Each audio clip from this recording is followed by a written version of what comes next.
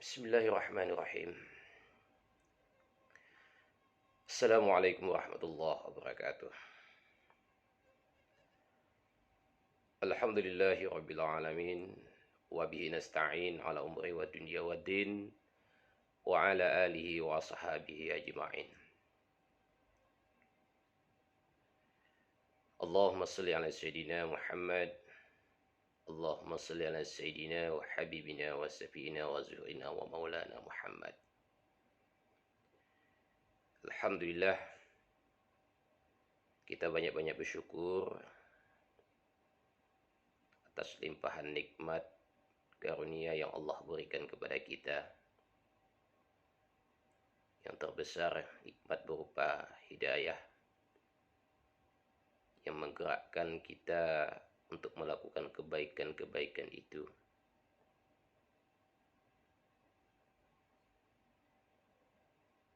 Begitu juga dengan nikmat kesehatan yang mendukung kita untuk memperlancar kegiatan-kegiatan termasuk ibadah itu sendiri. Dan yang terakhir adalah nikmat berupa materi dan sesuatu yang berwujud, dan Allah telah persiapkan itu untuk membantu kita. Mudah-mudahan dengan rasa bersyukur kita tadi itu membuat kita semakin lebih memahami tentang hakikat diri kita yang sesungguhnya akan kembali kepada pemahaman tentang hakikat yang menciptakan kita. Amin ya rabbal alamin. Selawat dan salam teriring tercurah kepada junjungan alam baginda Rasulullah sallallahu alaihi wasallam. Mudah-mudahan setiap ilmu khazanah yang kita dapatkan melalui hadis-hadisnya dan sunnah-sunnahnya akan membuat kita semakin mencintainya dengan selalu mengikuti apa yang menjadi sunnah dan hadis itu, dan kita nanti di yaumil akhir akan mendapatkan syafaatnya. Amin ya rabbal alamin. Kaum muslimin muslimat dimanapun berada, hidup ini tidak sendiri. Hidup ini tentu melibatkan orang lain. Artinya, di satu sisi kita memposisikan sebagai seorang pribadi yang lebih tahu akan diri kita dan kita yang melakukannya. Di sisi lain, tidak ada perbuatan yang tanpa melibatkan orang lain, maka dalam hal ini kita akan senantiasa berinteraksi, berhubungan dengan orang lain. Yang dalam Islam hal itu telah diatur, yang muara akhirnya adalah bagaimana kita berakhlak. Dan pada kesempatan kali ini kita akan membincangkan tentang bagaimana kita berakhlak terhadap diri sendiri dan berakhlak kepada orang lain. Pemahaman terhadap diri sendiri yang dalam hal ini adalah akhlak terhadap diri sendiri adalah kita mempunyai sifat, mempunyai jiwa yang telah mendarah daging.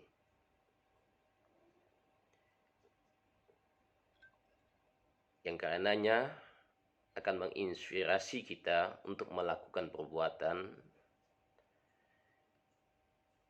yang tentunya akan berakibat kepada diri kita sendiri. Ini disebut dengan akhlak kepada diri sendiri, yaitu sifat yang melekat kuat dalam diri kita, menginspirasi, mendorong kita untuk melakukan atau berbuat yang akibatnya akan kembali kepada diri kita sendiri. Itu yang disebut dengan akhlak kepada diri sendiri. Pertanyaannya adalah, apa saja di dalam Islam akhlak terhadap diri sendiri? Paling tidak ketika kita kategorikan supaya kita menjadi orang yang berakhlakul karimah dan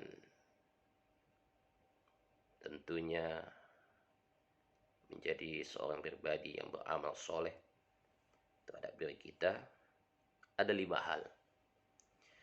Pertama,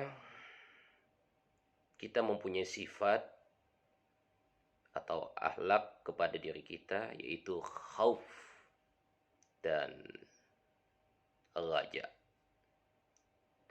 Khauf itu merasa khawatir, merasa takut.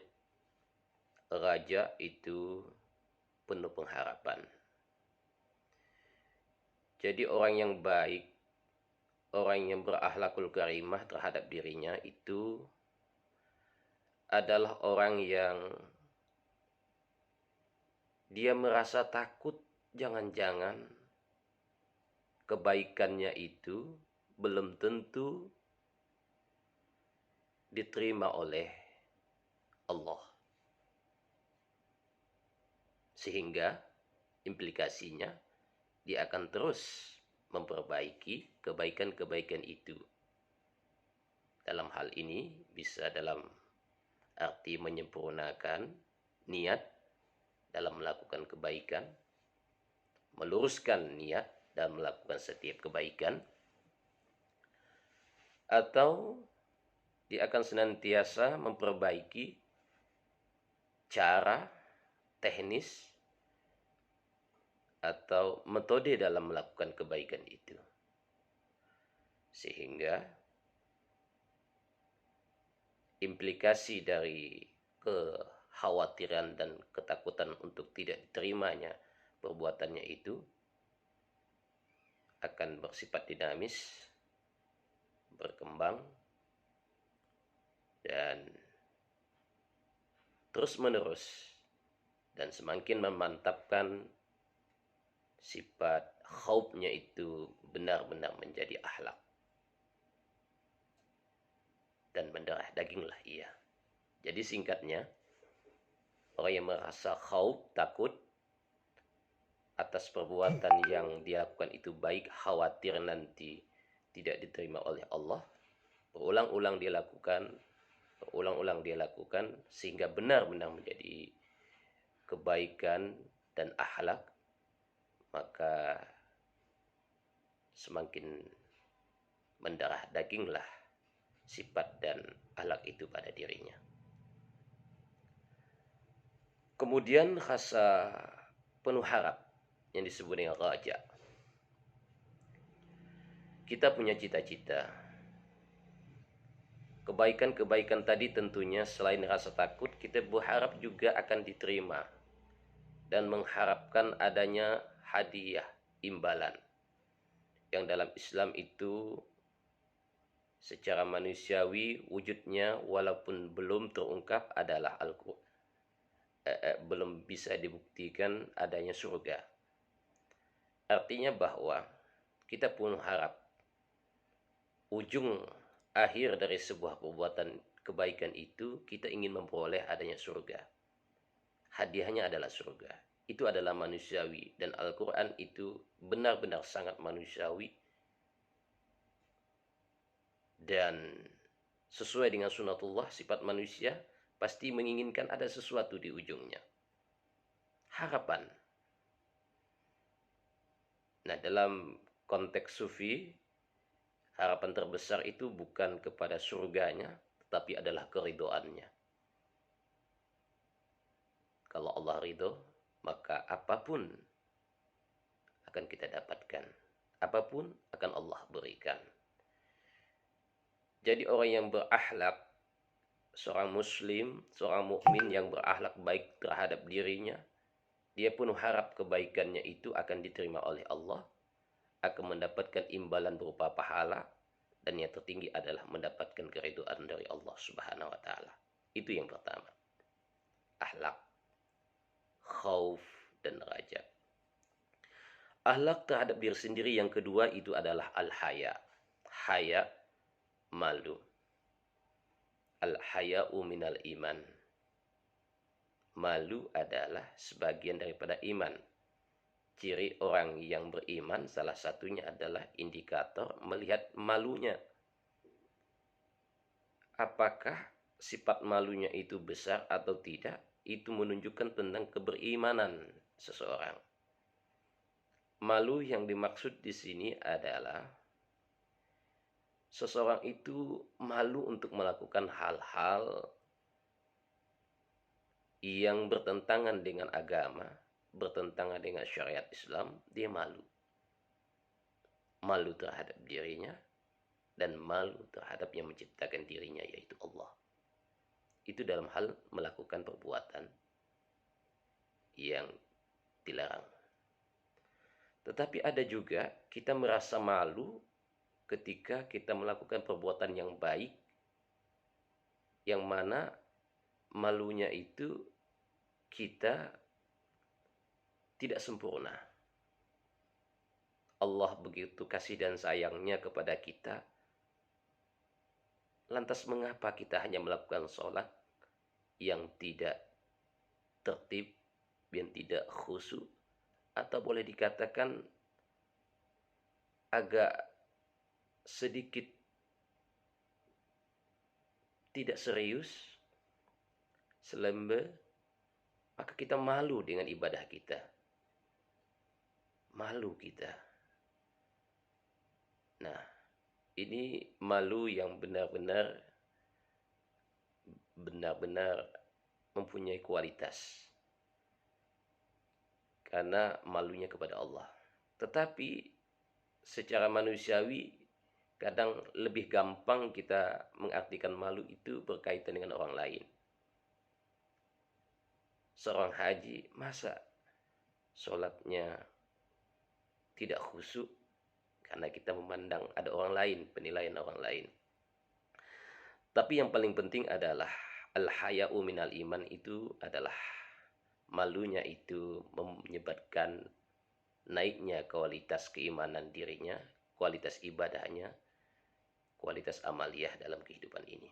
Kemudian yang ketiga, ada sifat yang disebut dengan rajin. Rajin itu adalah sifat yang selalu menunjukkan kebersemangatan. Jadi orang yang semangat adalah orang yang rajin. Ada orang yang tidak melakukan karena dia tidak semangat. Tapi karena orang itu semangat, dia rajin. Kendala apapun yang sifatnya itu hanyalah cobaan atau sandungan, tidak menjadi persoalan pada dia. Dia akan terus melakukan, rajinlah ia. Nah, sifat rajin ini menyebabkan kita juga akan memberikan kebaikan kepada diri kita.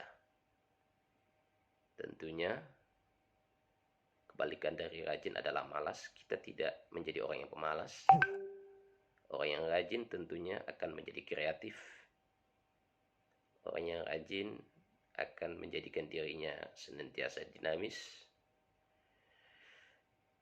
terhadap berbagai hal, dan dia akan berkembang, dan dia akan banyak memberikan manfaat, khususnya terhadap dirinya dan selebihnya kepada orang lain.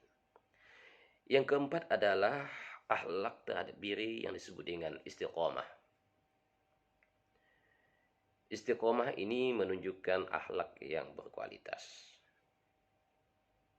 Perbuatan-perbuatan yang apabila itu terus dilakukan disebut istiqomah. Apapun apapun kondisinya dia lakukan istiqomah, dan mempunyai jeda, mempunyai ritme yang bisa diukur. Artinya bisa dilacak eh, secara stabil. Jadi istiqomah. Contoh, kita sholat 5 waktu, istiqomahlah dengan waktu sholat itu. Masa sholat zuhur tidak istiqomah dibawa ke sholat asar, sholat asar dibawa di sholat maghrib waktunya, itu tidak istiqomah namanya. Tapi istiqomah itu mempunyai perbuatan yang diulang, kemudian dia terkait dengan waktu istiqomah.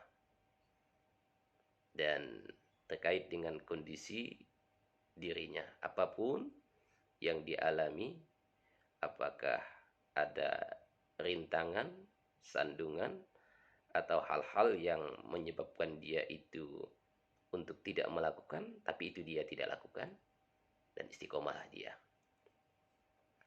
Tetaplah dia melakukan sifat dan perbuatan itu. Kemudian yang kelima adalah hemat. Akhlak yang memberikan sebuah ketepatan dalam penempatan kemana dia harus melabuhkan akhir dari sebuah aktivitas dari segi waktu dan objek sasaran, maka ini akan menghasilkan pribadi yang hemat. Misalkan dia punya uang, dia punya gaji, dari segi ketepatan uang itu akan diberikan kepada orang yang berhak.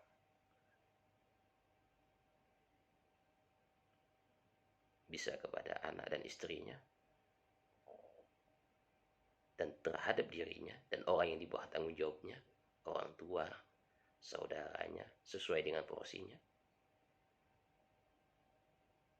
Namun pemberian itu menyesuaikan,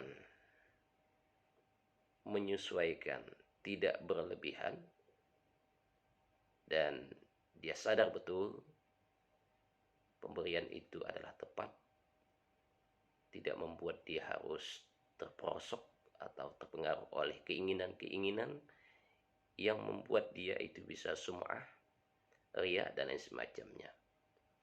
Hematlah dia dalam segi memberi.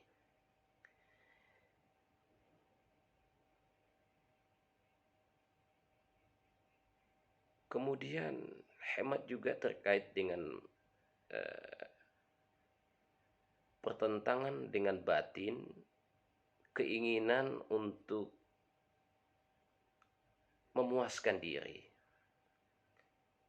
Uang adalah hasil kerja kita, hak-hak kita untuk membelanjakannya. Sehingga kalau itu tidak dikontrol, maka kita akan menjadi orang yang konsumtif. Tetapi tidak untuk orang yang hemat. Ketepatan rezeki yang Allah tetapkan kepada dirinya diatur sedemikian rupa. Dia simpan untuk tiba saatnya, digunakan untuk yang terbaik, padahal dia memungkinkan untuk membelanjakan uang itu untuk keperluan-keperluan yang atau keinginan-keinginan. Nah, karena dia mempunyai perilaku yang hemat, maka dia redam keinginan-keinginan tadi menjadi sesuatu yang betul-betul tepat sasaran. Itulah akhlak terhadap diri sendiri yang harus kita lakukan, yang harus kita coba sadari dan kita jadikan sebagai sebuah nilai yang betul-betul melekat dalam diri kita, dan kita menjadi pribadi yang benar-benar muslim yang soleh, muslim yang berakhlak karimah terhadap diri sendiri, yang insya Allah akan berimplikasi kepada berakhlak karimah kepada Allah dan yang ada di lingkungan kita. terhadap orang lain. Kemudian akhlak kepada orang lain. Akhlak kepada orang lain itu maksudnya adalah sifat yang kuat pada diri seseorang akan mendorong dia melakukan perbuatan, apakah itu baik atau buruk, yang itu akan berdampak kepada orang lain. Itu disebut dengan akhlak kepada orang lain. Nah, dalam Islam, akhlak kepada orang lain itu paling tidak ada 6. Yang pertama, kasih sayang. Kasih sayang atau cinta. Hendaklah kita dalam hidup ini harus meningkatkan, menumbuhkan, dan meningkatkan sifat kasih sayang dan cinta kepada sesama. Kasih sayang yaitu harus aktif. Kalau tidak aktif bukan kasih sayang. Itu namanya disayangi atau dicintai. Jadi kalau kasih sayang itu harus aktif. Cinta berarti dia terus mengikuti ritme yang ditentukan oleh yang memberikan cinta, yaitu Allah Subhanahu wa taala. Kehanifan di dalam dirinya dia pergunakan secara maksimal untuk melahirkan sikap yang mengandung nilai-nilai cinta dan kasih sayang. Jadi perbuatannya itu dilakukan aktif karena cinta dan kasih sayang. Kasih sayang mengikuti kehendak Allah. Mengikuti apa yang menjadi ketetapan Rasulullah. Kemudian akhlak kepada orang lain itu adanya disebut siddiq, benar. Jadi kita berusaha untuk terus berada pada koridor kebenaran. Orang yang benar, orang yang jujur, tepat sesuai dengan aturan, baik itu aturan yang bersifat manusiawi yang disebut budaya, maupun aturan benar yang bersifat teologi yaitu agama. Jadi benar yang dilakukannya itu adalah kebenaran yang bernuansa sosial dan bernuansa ibadah. Dia jaga kebenaran itu dengan tidak mencorengi untuk berlaku khianat. Maka sifat atau akhlak yang ketiga itu adalah amanah. Orang yang amanah di dalam dirinya akan melakukan sebuah komitmen terhadap kepercayaan yang telah didapatkan atau kepercayaan yang sudah ditanamkan kepada orang lain. Dia amanah. Dan amanah ini akan mempunyai efek tidak hanya untuk dirinya dan terlebih juga kepada orang lain yang dipandang Allah itu akan memiliki akhlakul karimah juga kepada Allah. Kemudian yang keempat adalah tabligh. Akhlak tabligh ini adalah akhlak yang menyampaikan. Dia tidak menyembunyikan sebuah kebenaran atau kebaikan. Dan bahkan kebaikan itu diupayakan bisa berkembang, memberikan manfaat yang lebih banyak. Tabligh menyampaikan, tidak ada yang disembunyikan. Jadilah kita orang yang tabligh, yang kadang di dalam masyarakat itu sederhananya orang yang informatif.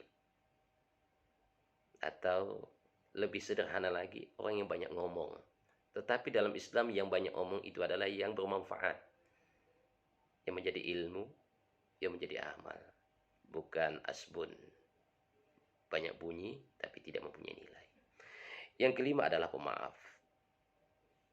Tentu dalam hidup ini ada hal yang khilaf, yang salah yang kita lakukan. Atau orang lain lakukan. Maka jadilah kita orang yang pemaaf. Sekaligus kalau kita sadar, kita juga akan menjadi orang yang selalu ingin minta, mohon, dan melakukan pemaafan. Kemudian yang keenam adalah menjadi orang yang berakhlakul adil, mempunyai sifat akhlak yang adil. Adil itu lawannya zalim. Adil itu menempatkan pada tempatnya. Beradil-adillah terhadap diri dan orang lain. Maka tempatkan pada tempatnya lah perbuatan itu, sehingga tidak menzalimi. Adil. Adil itu tidak harus sama. Sama besar, sama rupa, tidak. Tetapi ukuran adil itu adalah sesuai dengan tempatnya, yang tidak menyebabkan kezaliman. Parkirlah di tempatnya. Adil dia dalam memarkirkan. Tapi zolim dia kalau memarkirkan yang menyebabkan orang itu menjadi macet, dan menyebabkan orang akibat macet menjadi berkata-kata jorok, berkata-kata yang tidak enak, sumpah serapah. Maka dia telah zalim kepada orang, karena orang pun juga ikut berbuat zalim atas ketidakadilannya. Oleh sebab itu, di dalam Islam, maka khairun nas,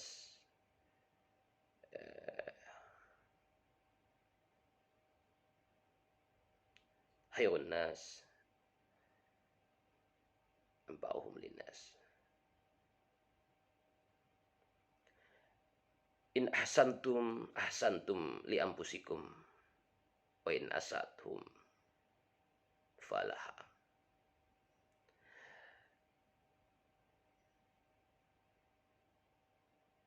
Siapa yang berbuat baik terhadap dirinya, maka kebaikan itu akan kembali kepada dirinya. Siapa yang membuat kejahatan, maka kejahatan juga akan kembali kepada dirinya. Orang yang terbaik itu adalah orang